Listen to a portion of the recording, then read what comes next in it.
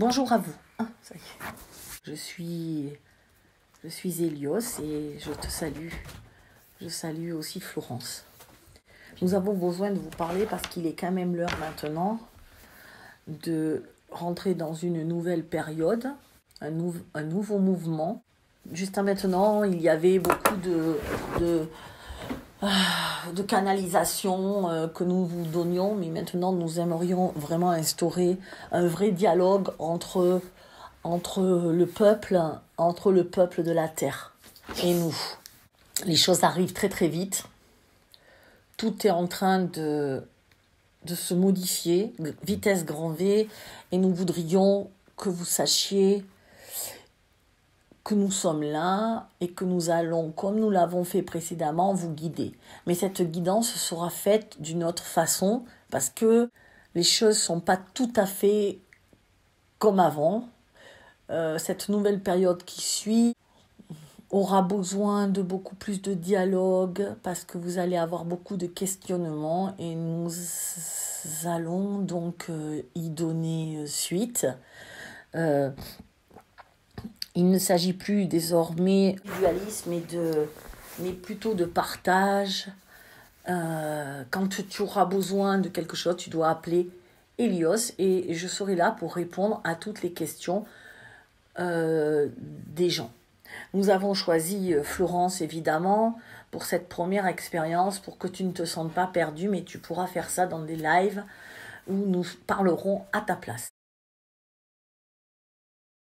Sur votre première épreuve, entre guillemets, celle de la crise sanitaire, on vous a juste mis en éloignement, en enfermement. Vous êtes resté enfermé. Certes, c'était compliqué parce que vous étiez seul avec vous-même, mais cette fois-ci, c'est plus une question de rester enfermé, c'est au contraire une question de sortir maintenant. Maintenant que vous êtes resté enfermé et que vous avez compris beaucoup de choses, et que vous avez travaillé sur vous, maintenant, il est temps d'aller vers l'extérieur pour reprendre ce monde qui vous appartient. Qu'est-ce qu'on doit faire exactement quand ils disent on doit reprendre ce monde, je dois sortir? C'est quoi notre rôle à nous alors? Ce rôle n'est pas facile parce que maintenant on va vous faire vous cogner à l'adversaire. Jusqu'à maintenant, vous vous êtes cogné à vous-même.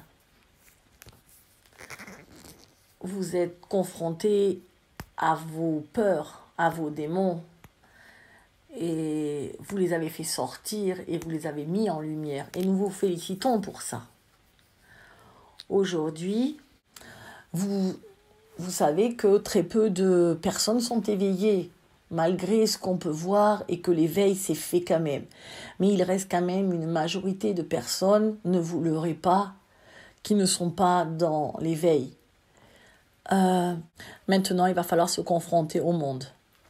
Regarder le monde s'écrouler et faire des actions pour trouver de quoi manger, de quoi se nourrir, de quoi se chauffer, de quoi vivre, aider ceux qui ne s'étaient pas préparés. Ok, là je vois pas un autre niveau. Que ne vois-tu pas? Il faut aller. Ah oui, tu parles. Alors, quand tu dis aller à l'extérieur, à nous de trouver déjà les ressources pour pouvoir dire aux gens aller à tel endroit pour prendre des légumes ou des choses comme ça, par exemple. Quand tu parles de l'aliment. Cher ami, c'est parfait. Okay. Vous avez un carnet d'adresses. Et ce carnet d'adresses n'a pas été utilisé pour l'instant. Et chacun s'est impatienté. Il est utilisé entre vous, mais il va falloir maintenant l'utiliser à bon escient en le communiquant au monde et à vos proches qui ne sont pas forcément dans l'éveil, mais qui vont avoir besoin de ça. Ouais, mais donc ça veut dire, alors tu parles d'alimentaire, mais je pense que ça veut dire aussi être soignante, infirmière, les médecins qui vont être avec nous. Oui, c'est exactement ça. Vous allez avoir besoin de soignants, des docteurs, parce qu'il va falloir recréer un monde un peu parallèle. Des gens qui vont pouvoir vous soigner, parce que plus rien ne va pouvoir exister, puisque tout est en train de s'écrouler. Mais quand tu dis que plein va exister, c'est là maintenant, c'est vraiment on va dire dans les semaines Dans les 2 ans. Dans les 2 ans qui arrivent, d'accord, ouais.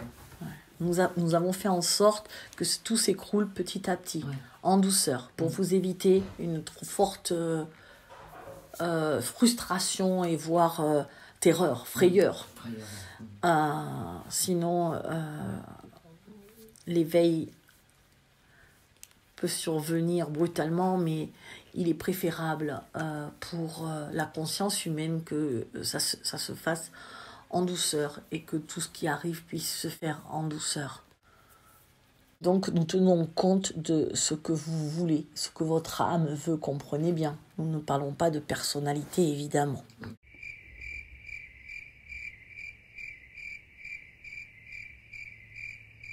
Pourquoi on a des moments où on est vachement bien, tout d'un coup on a des montées d'émotions, des montées de larmes, et ça ne nous appartient pas.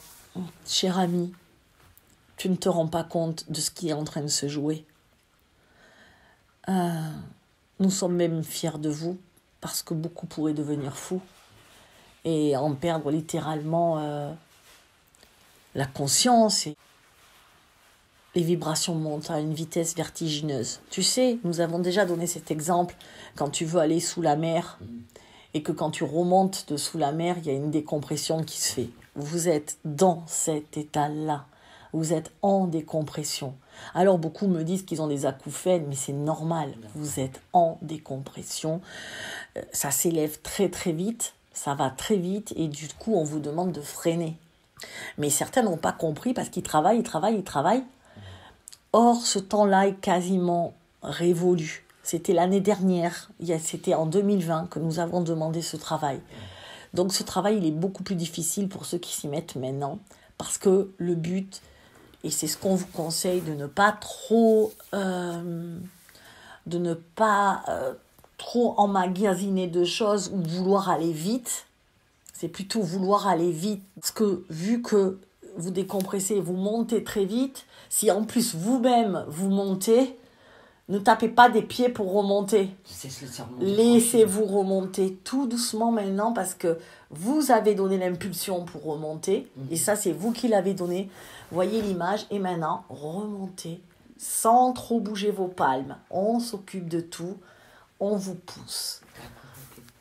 D'où ces moments où, alors, effectivement, quand on travaille, on ressent plus le plaisir de faire ça délicatement, tout doucement. Voilà. Et donc, quand on se sent complètement angoissé, quand on se sent ces angoisses soudaines d'un coup, que vous connaissez, vos acouphènes soudains, rappelez-vous que c'est que vous avez voulu aller trop vite. Et que là, on vous demande de ralentir. D'accord. De ralentir encore. D'où des phases où on est très très bien et tout d'un coup on passe par des gros coups de fatigue comme si on était anesthésié d'un coup. Exactement. Parce que vous avez monté et d'un seul coup, vous êtes fatigué à monter, remonter. D'accord, ok. D'où le fait qu'il faille ralentir. Et les émotions qu'on ressent comme ça, des fois, effectivement, c'est pour le côté du collectif aussi. Les émotions sont très compliquées en fin de compte. Si tu voulais, je pourrais t'expliquer brièvement ce qui se passe. Il y a d'abord tes émotions. Tout ce qui remonte à la surface et qui t'appartient. Enfin, je suis obligée de faire un schéma. Vas-y. Mes émotions. D'accord. Moi, j'ai beaucoup d'émotions là qui remontent. Des fois, d'un coup, j'ai envie de pleurer, je ne sais pas pourquoi. Elles m'appartiennent à moi. Nous allons t'expliquer. Okay. Donc, tu as tes émotions à toi, qui remontent. Ensuite, tu vas ressentir les émotions des autres. Donc, des proches, on va dire, de l'entourage, de tes proches. Là où vraiment, ça va être un peu multiplié. De tes proches. Et puis ensuite, tu vas ressentir les émotions de la vie, du monde. Ouais, de l'extérieur, ouais. Du collectif. De l'univers. D'accord. Des multiples. Exactement. Donc, tu crois que tout ça, sont finis. Mais non, quand nous revenons à mes émotions, quand c'est tes émotions, elles sont guidées par ton passé, qui doit être nettoyé, D'accord. ton présent, qui peut-être peut être source aussi d'anxiété pour beaucoup de gens. Mais c'est aussi ton autre moi. Ah, tu peux parler de l'autre moi justement. Ton autre moi qui vit à cet instant une autre vie. Donc comprends que quand tu ressens les énergies de l'univers, de tout ce qui se passe, tes énergies à toi et de ton autre toi, plus les énergies de tes proches, et quand tout ça se confronte, ça fait des énergies soudaines. Voilà ce qu'on pouvait dire sur la première partie, sur les énergies environnantes, ainsi que nos émotions que nous ressentons actuellement. Dans une seconde partie, je vous ferai part de la suite de ce dialogue avec les guides où ils nous ont parlé de l'origine de la Terre, des extraterrestres, d'une vie extraterrestre en tout cas, et du devenir de la planète. Alors, à bientôt!